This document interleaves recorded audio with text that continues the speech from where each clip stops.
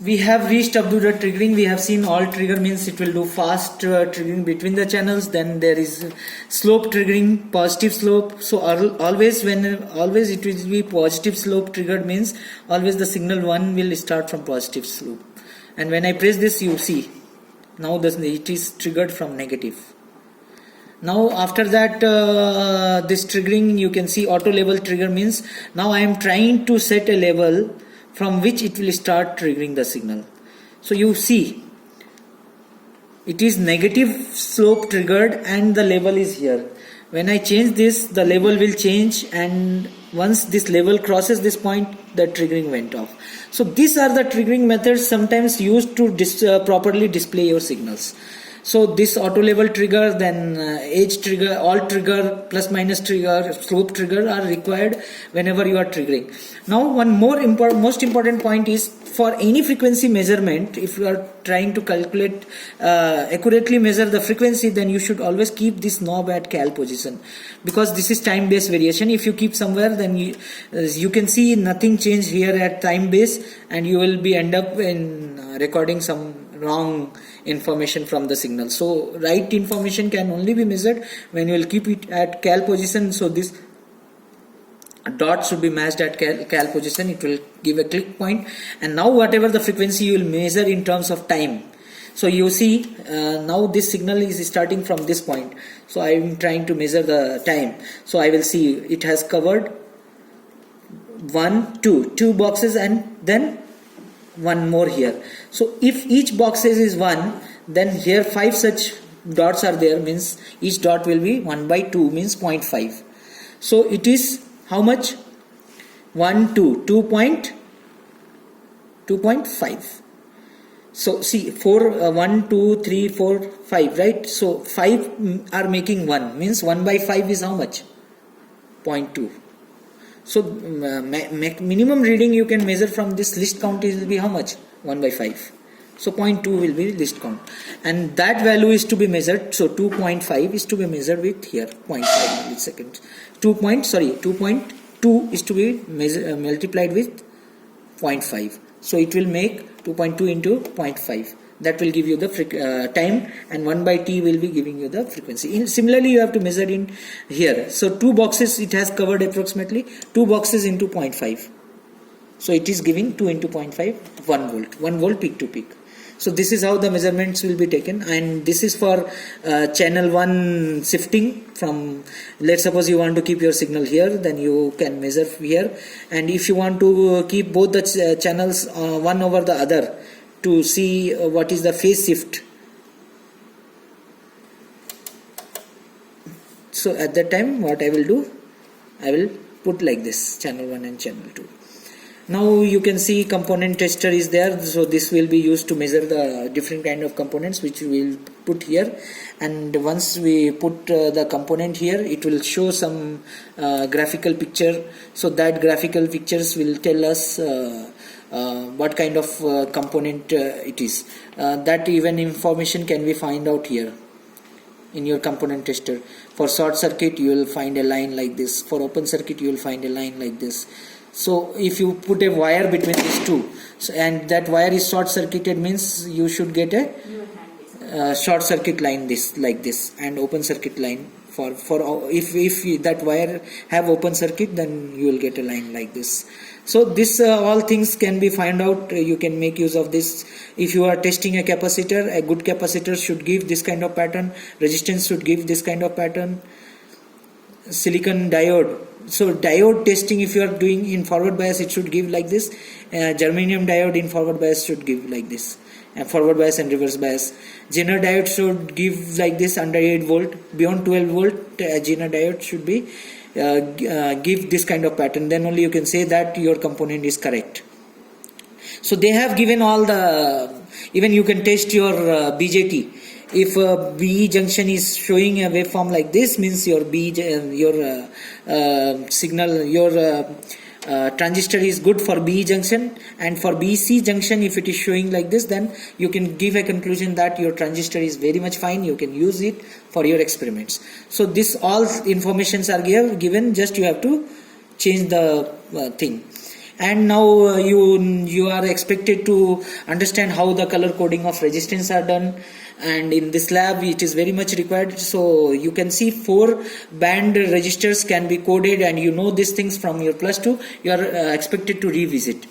So this channel 1 per division is for changing the channel 1 signal. This is for changing the channel 2 in y-axis, and this for this is coupling. So this is ground coupling, means all the channels signal will be go to ground, means channel 1 signal goes to ground, means you will get a line. And this why it is required to set your position. Right now I can set at middle position. Now this AC DC, so if you are measuring a DC signal, then you should press this, because that DC signal will be shifted. And if you are measuring a AC signal, then you should keep it outside. So whenever you are measuring a AC signal, then you should keep it unpressed. Whenever you are measuring a AC signal with some DC inputs, then you should press this. So now you have understood how the CRO is working, right? Now how to give your signals from function generator. So it is very easy.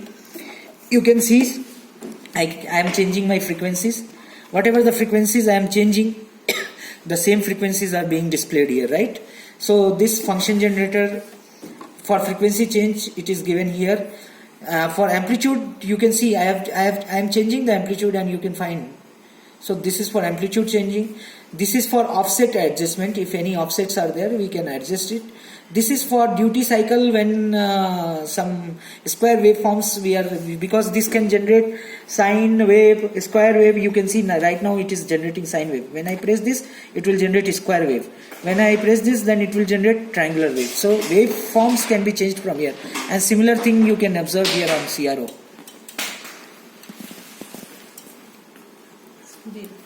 Now you can see I have changed my signal waveform to sine wave again, and you are getting sine wave. Now this is for if you press shift and this button, then you will see it is giving 0.28 volt, means peak voltage of 0.28, means twice of this voltage will be there.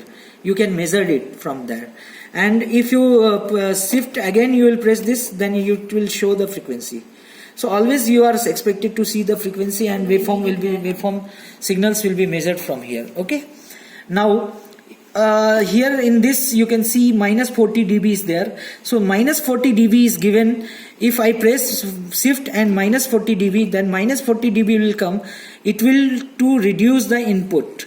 So input which was earlier, let's suppose 2 volt to 20 volt peak to peak, will be reduced from for 20 millivolt to 2 volt peak to peak. So that is 40 dB reduction. So whenever it is, some time will come when we are supposed to give very small signal, at that time we will press the shift button and dB button, and again if we press shift and dB, then this dB will be go off. So to come out from the dB loop, we have to again press this button. And this is for selecting megahertz, kilohertz or hertz. So let's suppose you are giving 1.35 kilohertz and you want to give same 1.35 megahertz, then you can directly put shift and megahertz.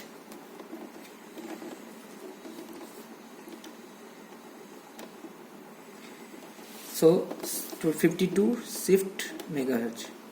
So this can generate only 3 megahertz maximum. So for that reason only I was trying to tell you 3.25 megahertz cannot be given, because this function generator is designed for signal maximum up to 3 megahertz. Okay.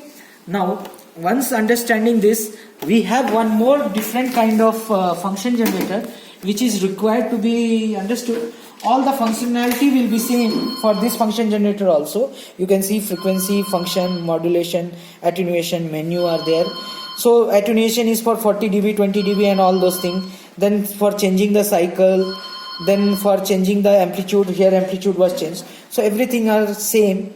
Functionality wise only buttons are differently arranged because it is of different make. So it is the company thing, so they are making and arranging it differently. Now understanding the power supply. So we are going to use this power supply from Scientech, and this supply have three different provisions. You can see 0 to 30 volt we can give, and then 0 to plus minus 15 volt we can give. Good. So this is dual tracking, means whatever the voltage plus 15 is present here, same minus 15 will present here. Whatever the plus 1 volt is present here between these two terminal, the minus 1 will be present. So it is tracking at a time, because in op amp we should give balanced input. Now you see I have kept it to voltage mode, and now I am changing this. So this course means higher value of voltage I am changing. So for 0 to 30 volt, this is the variables. We can vary this switch to vary the voltage across this. To vary the voltage across this, we have to vary this. But this voltage is only limited from 4 volt to 6 volt. So always 4 volt will be available here. Let's suppose you are giving to some digital IC, you can give from here. And this is for 0 to plus minus 15, and control is given here.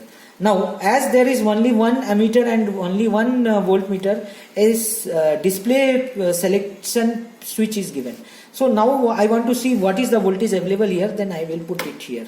So 8.9 voltage, 8.8 voltage is given here. Now you can see same 8.91 and again 8.91 on both the channel, because they are dual tracking, right? See, so it is giving 8.91 both on both the channels. So you know the multimeter, you have used the multimeter. Now this course is for high jump in the voltage value, this fine is for fine tuning in the voltage value. And this Imax, we always recommend you to keep this value at Imax position, because this supply can give maximum of 2 ampere. You can see here maximum 2 ampere can be given. So this 2 amperes maximum can be supplied to your system. Now if you want to give 50%, let's suppose 1 ampere, you will keep somewhere in between, such that your board will not burn. Let's suppose your board does not allow a current more than 1 ampere in any case, then you will keep it in somewhere in between. But this is not meant for that kind of board to be used here. But for our experiments, we will always try to keep at maximum. So we will always try to keep this knob at Imax position, and then we will try to vary the coarse and fine, and we will try to change the voltages value if we are taking from 0 to 30, and plus minus 15 if we are giving it to op amp. And this we will be used for digital ICs whenever we are trying to give 6 volt. So we will put it here, and we will try to see if I can give 6 volt or not. So you see 5.3 volt, 5.2 volt. So this 5 volt can be given to the system. So that's make end of our equipment handling demonstration for the lab.